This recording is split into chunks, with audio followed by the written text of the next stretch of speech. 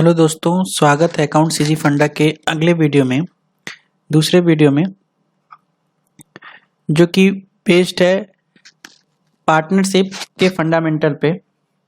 आज पिछली वीडियो में हमने पार्टनरशिप के इनिशियल कैरेक्टर्स के बारे में देखा कि पार्टनरशिप में कौन कौन सी ऐसी क्वालिटीज़ हैं या कौन कौन सी ऐसी चीज़ें पाए जाते हैं जिनसे हमें पता चलता है कि वो पार्टनरशिप है।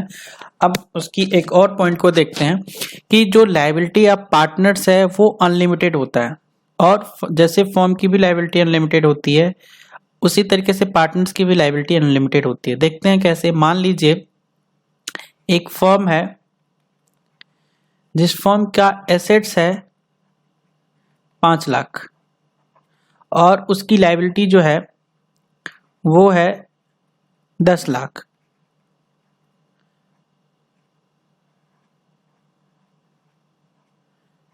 अब फर्म को जो पे करना है वो एक्स्ट्रा 5 लाख पे करना है, बट फर्म अपने एसेट से 5 लाख से ज्यादा रिकवर मान लीजिए नहीं कर पाता है, तो ये 5 लाख कौन पे करेगा? ये पार्टनर्स अपने पर्सनल अकाउंट से पे करेंगे।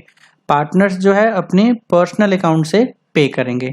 इसी को हम कहते हैं अनलिमिटेड लायबिलिटी। इट मीन्स कि जब पार्टनर्स जो हैं वो पार्टनरशिप फॉर्म में कैपिटल लगाने के बाद भी अगर जो पार्टनरशिप फॉर्म में कोई लॉस होता है तो उस लॉस के लिए वो पर्सनली लायबल होते हैं। और कितना लायबल होंगे? जितना तक कि उनका अपना पर्सनल एसेट्स है, जितना तक उनका अपना पर्सनल एसेट्स है उतने तक वो लायबल होते हैं। इसीलिए इसको कहते हैं अनलिमिटेड लायबिलिटी।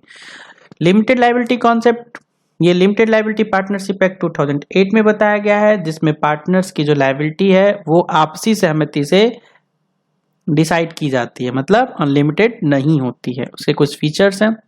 आप बात करते हैं जो कि क्लास 12th के लिए, एग्जाम के लिए भी और अकाउंटिंग ट्रीटमेंट के लिए भी बहुत इंपॉर्टेंट है, पार्टनरशिप डीड। डीड का मतलब होता है रिटेन डॉक्यूमेंट। जो डॉक्यूमेंट राइट किया गया, जिनमें रिटेन कर दिया गया, उसे हम कहते हैं रिटेन डॉक्यूमेंट। देखते हैं जरा। कह रहा है कि it is and written the document which contain terms of the agreement is called partnership deed। अभी एग्रीमेंट क्या है? एग्रीमेंट मतलब आपको भी पता है कि पार्टनरशिप जो है वो एग्रीमेंट का ही रिजल्ट है। किसके बीच में? पार्टनर्स के बीच में। पार्टनर्स जो टर्म्स, जिस टर्म्स से, जिस बातों पे वो एग्रीड होते हैं उसी बातों को एक लिखित दस्तावेज में रखने को हम पार्टनरशिप डीड कहते हैं। यानी कि रिटन डॉक्यूमेंट जिसमें सारे वो टर्म्स हैं जिस पे पार्टनर एग्री हुए हैं उसी को हम कहते हैं पार्टनरशिप डीड। क्या एग्रीमेंट, क्या पार्टनरशिप एग्रीमेंट रिटन ही हो सकता है? बिल्कुल नहीं, ये ओरल भी हो सकता है, क्योंकि एग्रीमेंट ओरल भी हो सकता है और एग्रीमेंट रिटन भी हो सकता है। अब रिटन होने का क्या फायदा है? रिटन होने का फायदा ये है कि इन द फ्यूचर अगर जो कोई भी प्रॉब्लम होती है तो ये एज अ प्रूफ आप उसे प्रेजेंट कर सकते हो और आपसी जो क्लासेस हैं उन्हें खत्म कर सकते हो। देखिए कौन कौन से ऐसे कंटेंट हैं जो पार्टनरशिप डीड में होंगे। पहला, नाम होगा किसका? बिजनेस का, और उसका फुल एड्रेस होगा। फुल एड्रेस होगा। मान लीजिए आप कार बेचने का बिजनेस कर रहे हैं, आप कार बेचने का बिजनेस है आपका, 2 पार्टनर है, तो आप कहोगे कि ये कार बेचना है तो इसका ऑफिस कहाँ है, इस ऑफिस का मतलब आपके बिजनेस का ऑफिस कहाँ है, इसका एड्रेस। अच्छा, आपका मेन बिजनेस क्या है? कार। मान लीजिए आप और भी बिजनेस करते हैं तो उसके बारे में आपको डिटेल देना पड़ेगा। आपके बिजनेस का नाम क्या है? मान लीजिए AB and company, AB and company. मान लीजिए आपने लिखा AB एंड कंपनी, तो आपका हो गया बिजनेस का नाम AB एंड कंपनी। और आपने लिख दिया जैसे मान लीजिए कहीं पे भी आप एड्रेस दे दिए कि ये कहाँ पे है, तो वो एड्रेस उसका हो गया। उसके बाद जो पार्टनर उसमें पार्टिसिपेट कर रहे हैं एज अ पार्टनर्स, उनका पूरा डिटेल नाम के साथ, एड्रेस के साथ, और वो कौन कौन से प्रोफेशन से जुड़े हुए हैं इनके बारे में भी आपको उसमें डिटेल देनी होती है। अगला है accounts amount of capital. Amount of capital मतलब कौन सा पार्टनर कितना कैपिटल लगाएगा पार्टनरशिप में। मान लीजिए A है, B है और C है। A कहता है भाई मेरे पास 5 लाख है, मैं 5 लाख लगा देता हूँ। A कहता है मेरे पास 3 लाख है, मैं 3 लाख लगाऊंगा। ये कहता है मेरे पास 2.5 लाख है, मैं 2.5 लाख लगाऊंगा। तो अब आपको लिखना पड़ेगा, ये पार्टनरशिप डीड में कंटेंट के तौर पे आपको एक बातें बतानी पड़ेगी कि A ने 5 लाख रुपए लगाया, B ने 3 लाख रुपए लगाया और C ने 2.5 लाख रुपए रुपए लगाया। अब बात करेंगे कौन सी अकाउंटिंग पीरियड अडॉप्ट की जाएगी। पहली बात तो देखते हैं अकाउंटिंग पीरियड मतलब 12th मंथ का वो पीरियड जिसके लिए हम बुक्स ऑफ अकाउंट हम बनाते हैं और लास्ट डे जिस 12वें महीने के अंत में हम बुक्स ऑफ अकाउंट को क्लोज करते हैं उसे हम अकाउंटिंग पीरियड कहते हैं। तो दो चीजों में से कोई भी एक ईयर आप अकाउंटिंग पीरियड के तौर पे इस्तेमाल कर सकते हैं। पहला होता है कैलेंडर ईयर यानी कि 1 जनवरी से 31 दिसंबर। दूसरा होता है फिनेंशियल ईयर जो कि 1 अप्रैल से 31 मार्च तक होता है। इसमें से कोई सा भी एक ईयर आप अडॉप्ट करोगे तो उसको आपको बताना पड़ेगा। अब पार्टनरशिप कब से स्टार्ट हुई उसका भी आपको डेट बताना पड़ेगा, यानी कि एग्रीमेंट कब बना और आपका बिजनेस कब स्टार्ट हुआ, ये दोनों बातें आपको डिटेल में बतानी पड़ेंगी। Rule regarding the operation of bank account, अगर पार्टनर्स कोई भी चाहे तो सिंगल पार्टनर इसे ऑपरेट कर सकता है या सारे पार्टनर इसे ऑपरेट कर सकते हैं या डिसाइडेड 2 या 3, मतलब जैसे भी उनके आपस में जो भी बातें होंगी उनको डिटेल में लिखना पड़ेगा। अगर ये नहीं लिखते हैं तो सारे पार्टनर्स के सिग्नेचर के बिना ये अकाउंट डील नहीं होगा। मान लीजिए कि फर्म को 5 लाख रुपए का पेमेंट करना है तो जब तक कि सारे पार्टनर उस चेक पे पेमेंट पे साइन नहीं करते तब तक वो चेक वैलिड नहीं होगा। अब ऑनलाइन ट्रांजैक्शन आप करते हैं तो ऑनलाइन ट्रांजैक्शन का कोई मतलब भाई एक ही आदमी उसे ऑपरेट कर सकता है, किसी के अकाउंट में जरूरी नहीं तीनों के अकाउंट में आए, एक ही अकाउंट किसी भी अकाउंट में उसका ओटीपी आ सकता है, यानी कि मोबाइल नंबर पे उसका ओटीपी आ सकता है और वो उससे ऑपरेट कर सकते हैं। अब बात करेंगे कि प्रॉफिट एंड लॉस रेशियो क्या होगा, उनके बीच का जो भी रेशियो होगा वो प्री डिसाइडेड होगा। अगर प्री डिसाइडेड नहीं होगा तो पार्टनरशिप एक्ट का प्रोविजन अप्लाई होगा।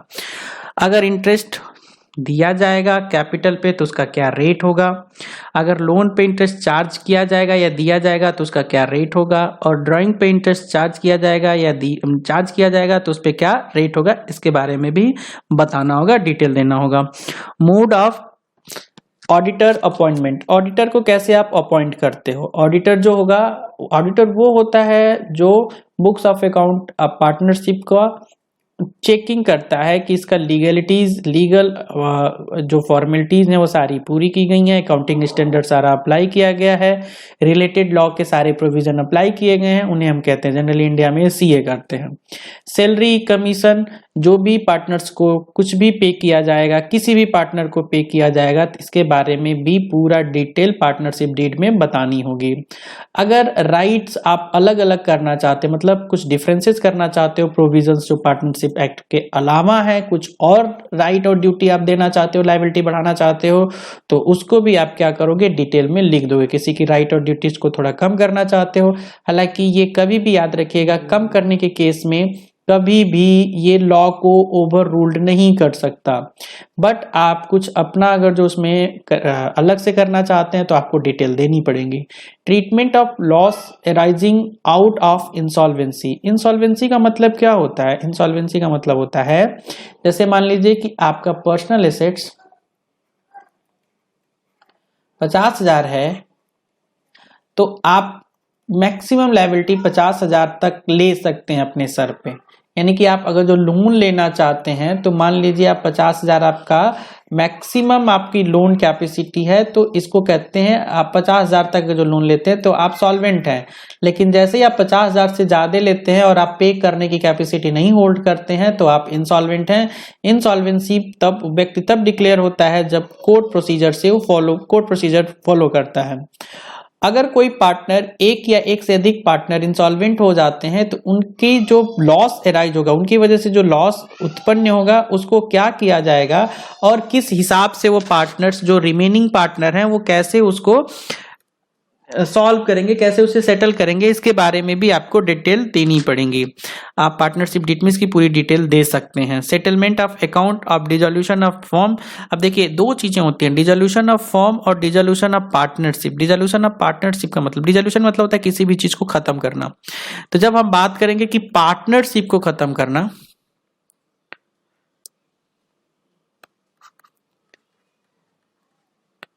जब हम बात करेंगे पार्टनरशिप को खत्म करना, इसका मतलब कि जो टर्म्स हैं उसमें किसी एक या एक से अधिक टर्म को आप चेंज कर दो।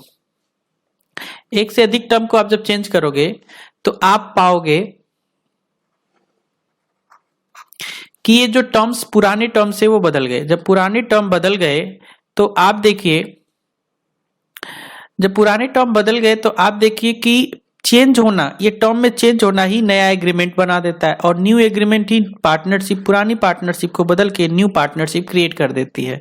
अब बात करते हैं फॉर्म को डिसॉल्व करना। तो अब फॉर्म को डिसॉल्व करने का मतलब होता है फॉर्म को क्लोज करना। और फॉर्म क्लोज कब होता है? जब इसके एसेट्स को बेच के, इसकी सारी लायबिलिटी को चुका के पार्टनर्स को कैपिटल वापस कर दिया जाए।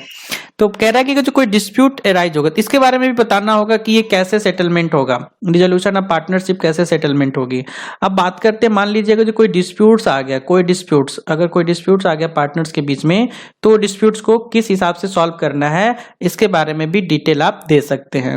रूल, कौन सा रूल फॉलो किया जाएगा? अगर मान लीजिए कि एडमिशन करना है तो किस हिसाब से एडमिशन होगा, ये भी रूल आप बना सकते हैं।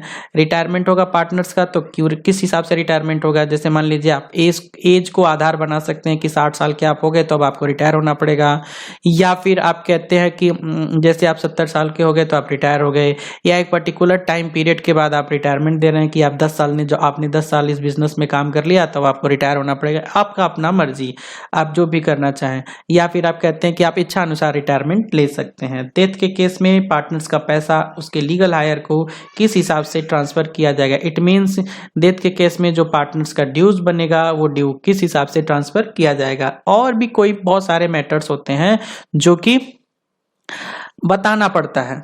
अगर आप बताना चाहें तो आप बता सकते हैं। अब एक और बात होती है, मान लीजिए कि अगर आप पार्टनरशिप डीड नहीं बनाते हैं तो क्या होगा? तो उसे कहते हैं अब्सेंस ऑफ पार्टनरशिप डीड। उस केस में कुछ प्रोविजंस हैं जो अप्लाई होते हैं। जैसे प्रॉफिट शेयरिंग क्या हो जाएगा? इक्वल हो जाएगा, क्योंकि आपने उसके बारे में कोई डिटेल नहीं दिया है तो वो इक्वल हो जाएगा। इंटरेस्ट ऑन कैपिटल चार्ज नहीं किया जाएगा। दूसरा, इंटरेस्ट ऑन ड्राइंग भी चार्ज नहीं किया जाएगा, मतलब इंटरेस्ट ऑन कैपिटल पार्टनर्स को नहीं दिया जाएगा और इंटरेस्ट ऑन ड्राइंग पार्टनर से नहीं लिया जाएगा। और होता है एडवांस। अब ये ध्यान दीजिएगा, यहाँ बच्चे कंफ्यूज हो जाते हैं। एडवांस का मतलब होता है कौन एडवांस देगा? एडवांस कौन देगा? एडवांस जब पार्टनर देगा, किसको देगा? पार्टनर ये फर्म को देगा, यानी कि बिजनेस को देगा। बिजनेस को क्या देगा? चाहे तो लोन दे, चाहे तो एडवांस दे।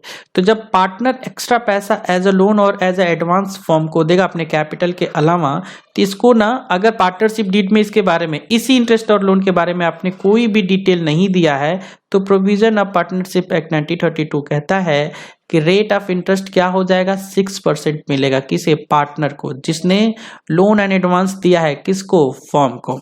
मान लीजिए राम है, राम ने 3 लाख रुपए कैपिटल लगाया, साथ ही साथ जरूरत पड़ी जब फर्म को, तो राम ने 50,000 रुपया फर्म को एज अ एडवांस दिया। अब राम ने फर्म को एडवांस दिया है, राम ने एडवांस दिया है, तो अब राम को 6% के हिसाब से, अब जितना भी दिन तक ये रहेगा 6% के हिसाब से, एनुअली 6% के हिसाब से इसको इंटरेस्ट मिलता रहेगा। मान लीजिए राम जो है वो लोन लेता है, बात को समझिएगा, लोन कहाँ लेता है? कहाँ से? फ्रॉम फर्म से, यानी कि बिजनेस से लोन लेता है। तो इस लोन के बारे में, इस लोन पे क्या इंटरेस्ट होगा, इसके बारे में कहीं पे भी प्रोविजंस के में कोई भी बात नहीं कही गई है। तो याद रखिएगा, सिर्फ जब पार्टनर लोन देगा किसे? फर्म को, तब जाके उसका जो रेट ऑफ इंटरेस्ट होगा वो 6% होगा। लेकिन अगर पार्टनर फर्म से लोन लेता है और उसके बारे में कुछ भी नहीं कहा गया तो वो इंटरेस्ट फ्री भी हो सकता है।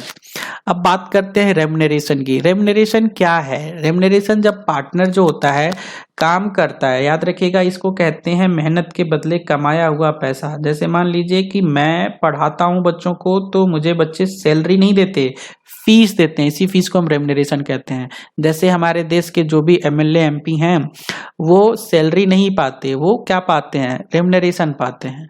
तो रेम्युनरेशन का मतलब क्या होता है? रेम्युनरेशन का मतलब होता है कि सैलरी, कमीशन और प्रॉफिट में हिस्सा, ये होता है रेम्युनरेशन। तो आगे मान लीजिए कि पार्टनरशिप डीड नहीं है तो क्या होगा, पार्टनरशिप डीड नहीं है तो भैया कोई भी पार्टनर ना तो सैलरी पाएगा ना तो कमीशन पाएगा, वो सिर्फ और सिर्फ प्रॉफिट में हिस्सा पाएगा, बाकी अदर कोई रेम्युनरेशन नहीं पाएगा और वो भी इक्वली पाएगा। तो अगर जो वीडियो अच्छी लगी तो आप इसे लाइक करिएगा, सब्सक्राइब करिएगा, शेयर करिएगा, सपोर्ट करिएगा। Thank you.